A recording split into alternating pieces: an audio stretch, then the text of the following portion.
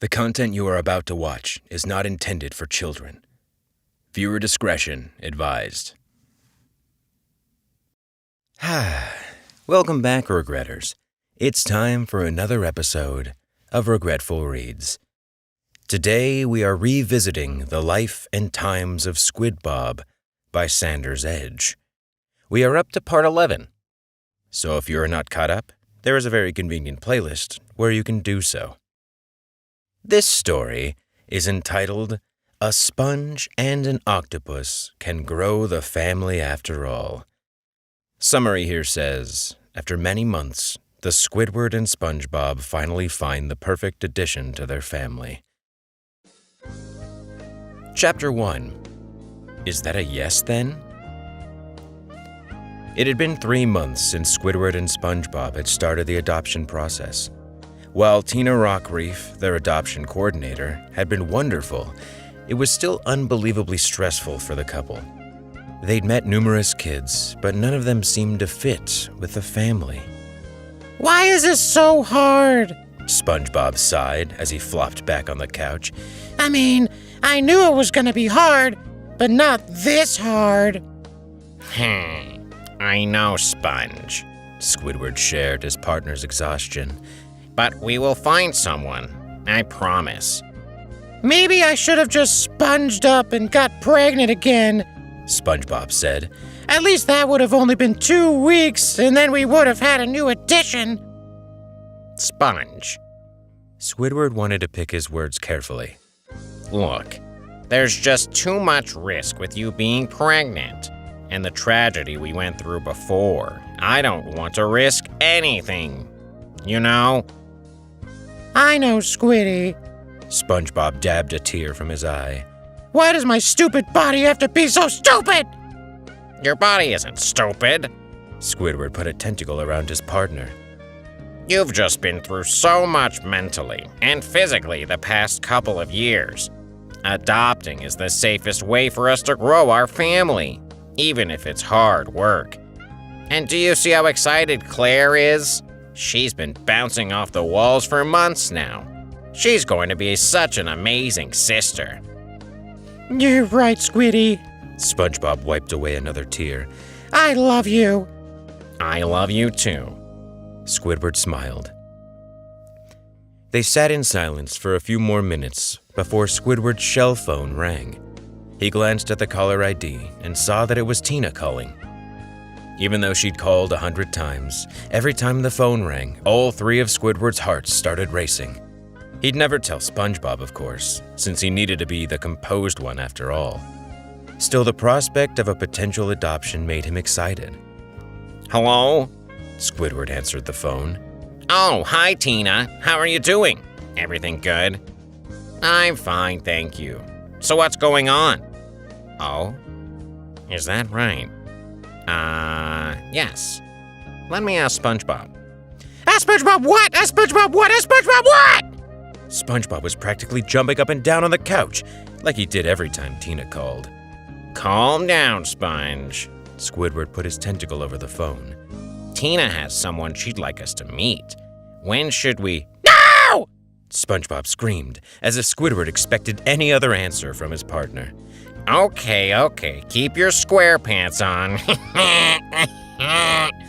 Squidward laughed and went back to the call. We can meet anytime we're ready. Okay, great. 6:30 then? We'll be there. Is it okay for Claire to come too? Great. Thanks, Tina. See you then. So... SpongeBob stared intently at his partner, waiting for the details of the call. Tina said they have a little boy that might be a good fit for the family, Squidward said. He's a 7-year-old cephalopod named Squid Bastion. He's apparently a little on the shy side, but Tina said he just wants to feel normal. Squiddy! SpongeBob was trying to hold back tears of joy. You mean he's an octopus? Like you? And that name, oh my goodness, that's such a cute name! Yep, he's an octopus. Squidward was jumping up and down with excitement on the inside. But let's not get ahead of ourselves, okay? I'm sure he's wonderful, but remember, we need to make sure that he fits with the family and that he gets along with Claire. Oh, sorry, Squiddy. You're right. SpongeBob took a deep breath to compose himself. I usually am, Squidward laughed. But let's get Claire ready, and then we can head over to Tina's office. She said he's already there. SpongeBob leapt up from the couch and went up to Claire's room to let her know that they were going to meet someone. Claire had already done this many times now, and she was used to what that meant. At first, she'd get attached to everyone they met and just wanted whoever to come over and live with them. But Squidward had worked with her, explaining the process in the simplest terms he could. Still, much like SpongeBob, Claire would be over the moon with excitement every time they made their way to Tina's office for a visit.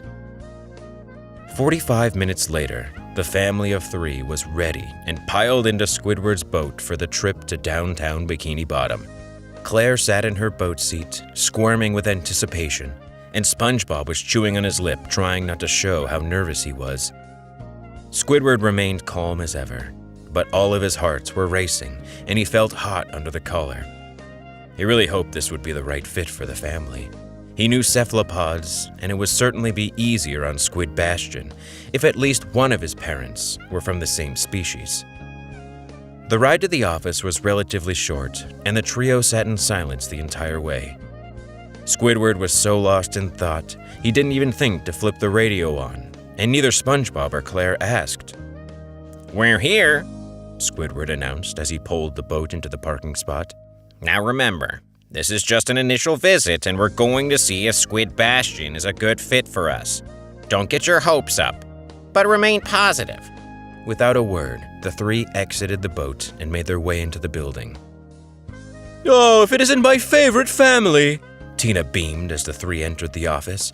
I think today is going to be a special day for you all. Why's that, Miss Walkreef? Claire said, clutching her dad's tentacle. Out of all the potential children so far that you could adopt, Tina knelt down to get on Claire's level. little Squid Bastion seems to check every single box. I have a good feeling about this one. I really do. Should we go meet him? Yes. Claire tried to keep her excitement in check, but failed miserably. My, always so full of energy. Tina laughed. Okay, have a seat in that room over there, and I'll go get Squid Bastion. The family went to sit in the room to the left of Tina's office. It was set up sort of like a living room with warm light, a couple of couches, a table, and a few toys scattered on the floor. Squidward and Spongebob took a seat next to one another on the couch and grabbed each other's hands. Okay, go introduce yourself, Tina said as she opened the door and ushered Squid Bastion. A clumsy, short, slightly chubby, bright green octopus made his way awkwardly into the room, and Squidward and Spongebob almost instantly fell in love. The boy was adorable in every way, from his luminous purple eyes peering through his oversized glasses to his toothy and goofy-looking smile. His oversized purple t-shirt and bikini-bottom baseball hat only made him look cuter too. "He looks a little like me," Squidward whispered to SpongeBob. However, the sponge did not reply. He was too engrossed in admiring the little boy. Hello. Squid Bastion said meekly. I'm Squid Bastion. Hello. Squid Bastion said meekly. I'm Squid Bastion, but you can call me Squibby if you want. Nice to meet you, Squibby, Squidward said, taking a knee in front of the boy. I'm Squidward, and this is SpongeBob, and our little girl Claire. You're a cephalopod? Squibby stumbled over the word. You're only the second one I've ever met. Miss Squinty is the other one. I am a cephalopod, Squidward smiled, falling more and more in love with the boy. How old are you? Almost 7. The young octopus replied. Well, 6.5, but I'll be 7 soon. Our daughter is almost 5. Squidward motioned for Claire to come over. Claire, here, meet Squid Bastion. Hi, Squibby. Claire giggled and then gave the boy a hug. I'm Claire. I'm 5 years old, and you're going to be my big brother? Claire! Squidward tried not to sound angry. I mean, Claire, sweetheart, we talked about this. I know, Dad. Claire realized she'd jumped the gun just a bit. Why don't you and Squid Bastion go play on the floor while we talk to Mrs. Rockreef? Squidward pointed to the toys on the floor. Okay, Dad. Claire perked up again. Come on, Squibby. What do you like to play?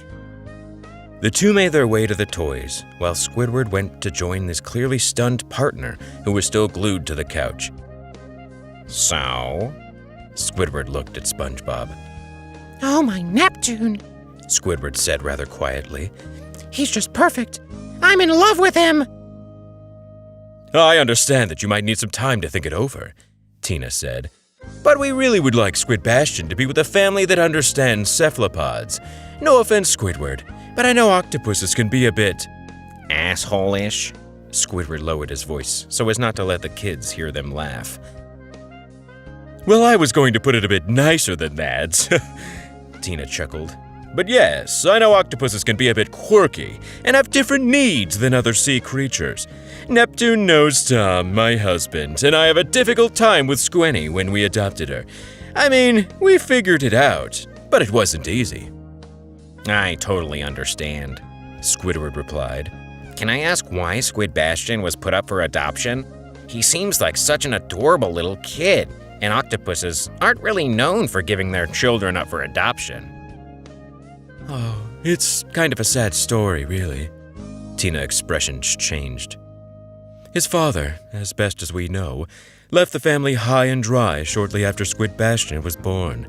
We assume he was an octopus, but we can't really say for sure since he wasn't married to his mother, and no family really ever knew of him. Around the time little Squibby was 3, his mom rolled her boat on the way home from work and was killed instantly. Thankfully, his grandma took him in, but she fell ill, unfortunately, and passed away. Since then, Squid Bastion has just bounced from foster to foster to foster family. That is sad. Spongebob broke his silence as he stared at the little boy playing with his daughter. I'm gonna go join them for a minute. Okay, Sponge. Squidward knew his partner would connect more with the child on this level than just simply sitting here chatting. So, I'm not sure how to say this tactfully, so I'm just gonna say it. Is there anything wrong with him? Oh, compared to many prospective adopters, that is tactful. Tina let out another chuckle. Not really. Physically, he's perfectly healthy. He is shy, though, and you might have noticed he has a slight stutter. But otherwise, that's it. He's incredibly smart and already excelling at school. He also has a keen interest in music, but none of the foster families were able to, foster that interest. Well, I can certainly change that, Squidward said, looking over at Spongebob on the floor with the 2 kids. The two talked for another hour or so, while Squidward ran through a huge list of questions he had. He'd occasionally steal a glance over at his partner, laughing and playing on the floor with little Claire and Squibby. All 3 seemed to be having a wonderful time, and Squidward's hearts were practically bursting with joy. Tina, I don't want to speak for my family, but I think he's a yes from me, Squidward finally said. What exactly do we have to do? I mean, if Spongebob agrees and Squid Bastion actually wants to be a part of our family. I hope you like paperwork and brought your checkbook. Tina laughed. I'm serious. The amount of paperwork is crazy, but I can help you. And you know the government, they charge for everything. Of course, Squidward huffed. You know, we never really did talk about this, but just how much do we owe you for all of this? Oh, nothing. Tina gave Squidward a puzzled look. I thought we talked about this. The organization is paid for through a grant and donations. I'm sure you brought it up. Squidward honestly couldn't remember. Fine. We will just give the money we had set aside for paying you as a donation. Is that okay? It's never expected, but it's always appreciated. Tina clasped her fins together. Excellent. Squidward pulled out his checkbook and scribbled down a figure before tearing it out. I'm just gonna give this to you now, since otherwise I would forget. Oh my. Tina looked at the check as her eyes grew huge. This is one of the biggest donations we've ever been given! You really thought my services were going to be $10,000? I must say I'm flattered. You have no idea how many kids this is going to help. I'm serious, Squidward said, stuffing the checkbook back into his pocket. We couldn't do this without you. This is exactly why I do it. Tina smiled. Sponge, can you come here a second? Squidward called out to his partner, who got up off the floor and walked over to them. So? I love him. Spongebob said in a reserved tone, which surprised Squidward. So does Claire. And it's clear they're already bonding. I know it's sudden, and I don't know how you're feeling, Squiddy, but Squibby is a yes from Claire and I. Well, he's a yes from me, too, Squidward smiled. So, Tina, what's the next step? We aren't exactly set up at home just yet, but can be tomorrow afternoon. I'm sure he can't come home with us just yet. He's actually staying with me right now, Tina said.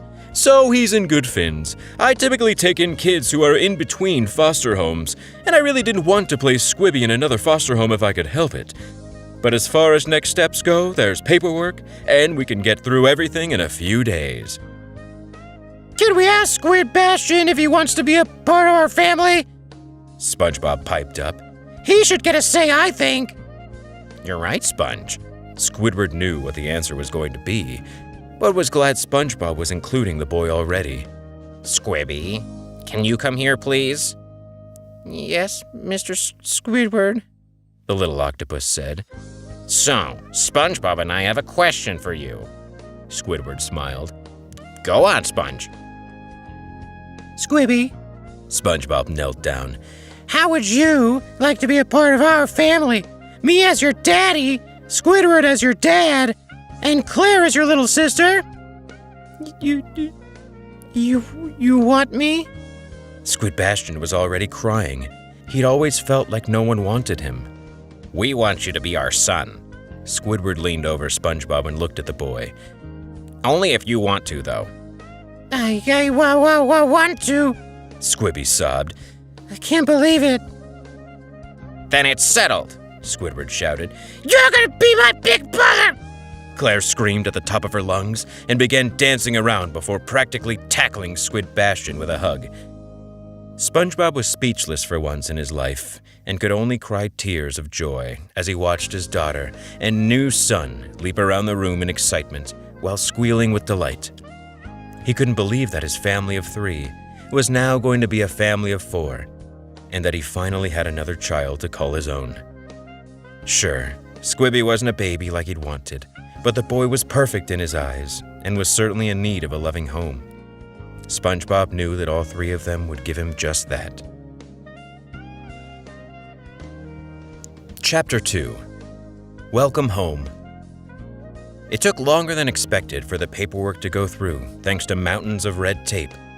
But about a week after their meeting, Squidward got the call that Squid Bastion was ready to come home. Ever since that night in Tina's office, the family had been on edge, practically bursting with excitement as they waited for their new addition to come home. It hadn't been easy, though. The new addition meant that space would be a bit tight in the pineapple, though. Thankfully, SpongeBob's former gym, that had been turned into Claire's room, could easily be partitioned off to create another room for Squid Bastion, at least until the family figured out how to add more space to their little home. SpongeBob had taken the liberty of decorating the boys' rooms, too, much to Squidward's dismay. After all, he had the knack for interior design. However, after Squidward had seen the blue room covered in posters and pictures of baseball players and speedboats, he knew his partner had done good. One thing that puzzled Squidward, though, was an empty picture frame hanging over the dresser. Okay, Sponge. Squidward stared at the wall. I'm pretty well versed in modern decorating, but an empty picture frame? That's a bit avant-garde, isn't it? You want me to add a vent guard? Why? SpongeBob asked, not knowing what his partner meant. Avant-garde, Squidward repeated the phrase. It means experimental, something that's so outside the box that it only makes sense artistically. You know what? Never mind. What's the frame for? Well, I figured we could take a picture this weekend. SpongeBob smiled. And then I'll get it enlarged so I can hang it in Squibby's room. That's a great idea, Sponge. Squidward gave his partner a hug. It was Claire's idea, SpongeBob replied. She's so excited to have an older brother that she's been talking a mile a minute. She must have thrown out 1,000,000,000,000 ideas to me this past week. This was one of the only ones I really remembered. Are you ready for this? Squidward asked, looking around the room. You're baiting me, aren't you? SpongeBob smiled and then took a huge breath. I'm ready! I'm ready! I'm ready! There we go. Squidward laughed. All right, let's get Claire and head to meet Tina. We have a couple more papers to sign, and then Squid Bastion is officially our son. Squidward made his way downstairs to load up the boat while SpongeBob fussed with Claire, making sure her clothes were wrinkle-free and her hair was nicely combed. SpongeBob didn't really know why it mattered, but something was telling him that it did.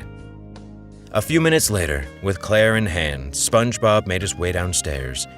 However, before getting into the boat, Claire suddenly remembered she left something upstairs and ran to her room as fast as she could.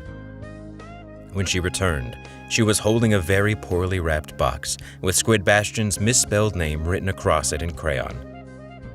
What's this, sweetie? SpongeBob said, looking at the box. Grandma helped me get it, Claire said. It's a present for Squibby. I hope he likes it. It's a stuffed bear. I'm sure he'll love it, Squidward said, picking his daughter up and putting her in her car seat. That was very thoughtful of you. I'm proud of you for how you've been through this. I know it hasn't been easy, Claire Bear, but you've done great. You're gonna be a wonderful sister. Thanks, Dad. Claire turned red with embarrassment. I really hope I'm a good sister. You will be, baby girl. Squidward gave his daughter a kiss on the forehead as he helped her buckle up the seat. The drive to Tina's office was one full of joy and nervousness. The family had nothing to be nervous about, of course. Squid Bastion wanted to be with them, and they wanted to be with him. However, the fear of the unknown was still hitting each member of the family differently. Squidward felt a ton of pressure to show his new son what a real octopus was like and how they treated their family. SpongeBob was worried that he would somehow fail the boy, even though everyone knew that wasn't possible. And Claire was just coming to the realization that her dad and daddy might not pay 100% attention to her anymore. Still, there was excitement, and all three of them were ready to have Squibby at home with them. Sure, it would be a rough couple of days trying to work everything out, but they were confident that they could give Squibby the best possible life that they could. All right, fam. Squidward huffed as he parked the car. Let's do this. The family of three piled out of the boat and into Tina's office. The tuna was sitting behind the desk, typing away on her laptop, and looked up when the door opened. Well, if it isn't my favorite family, Tina gave a big smile. Squibby is so excited. He didn't even sleep last night, and he has been bouncing off the walls all day. He made something for all of you, too. Tina led the family into the meeting room, and Squibby was laying on the floor playing with some toy boats. When he heard the door open, he leapt into the air and ran over to his new family, doing his best to give them all a group hug. Hi, Dads. Squibby was already crying. Hi, Sis. I'm so glad you're here. Are we going home? Do I get my own room? Or can we have dinner together as a family tonight? Do you bring your snail? Gary, right? Can I? Calm down, Squibby, Tina chuckled. Like I said, bouncing off the walls. Hi, son. Squidward knelt down. Yes, we are going home and you do get your own room.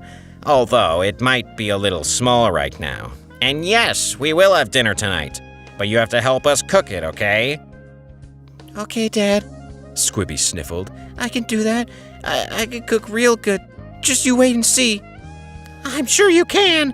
SpongeBob took a knee as well. And yes, Gary will be there too. He can't wait to meet you. Here you go. Claire barged into the group and thrust the present at Squibby. Open it, open it, open it. Squibby tore open the paper and then the box to see the little stuffed bear. He instantly grabbed it and gave it a big hug before hugging his new sister. They both cried and giggled with delight, happy to finally have a sibling that cared about them. I made you something too, Squibby said before running over to the table and picking up a few sheets of paper. Here you go. One for each of you. It's a drawing of me and you together. Sorry, I may have goofed up on the colors, though. I'm not good with colors. It's beautiful! SpongeBob said, looking at the picture with tears in his eyes. We're gonna hang these up when we get home. That way we can always look at them whenever we want. Thank you, Squibby. Squidward said, choking back tears himself. You're really good at drawing, you know that? I like to do art too, so maybe once you get settled, we can spend more time in the studio. I like that, Dad. Squid Bastion gave a goofy smile as he corrected himself. He wasn't used to calling anyone Dad, but he knew that it felt good when he did. All right, Tina piped up. So we just have a few more forms to sign, and then Squid Bastion can go home with you and officially be Squid Bastion Tentacles SquarePants. SpongeBob, why don't you go help Squibby load up the boat? Squidward said. I'll finish up the paperwork and then we can go home. SpongeBob went to pick up Squibby's bags, along with Claire, and the three of them were almost instantly giggling. All right, Squidward groaned. My tentacle is loosened up. How many forms do I need to sign? Oh, just a few, Tina laughed. All the hard stuff is done, just a couple of pages that indicate that you are taking Squid Bastion with you. It only took a few minutes for Squidward to get through the paperwork, but he had one more thing he wanted to do before he left. So, Tina, Squidward was hesitant.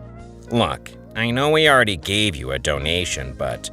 Oh, do you need it back? Tina looked disappointed. I understand if you do. Neptune, no! Squidward had a nervous laugh.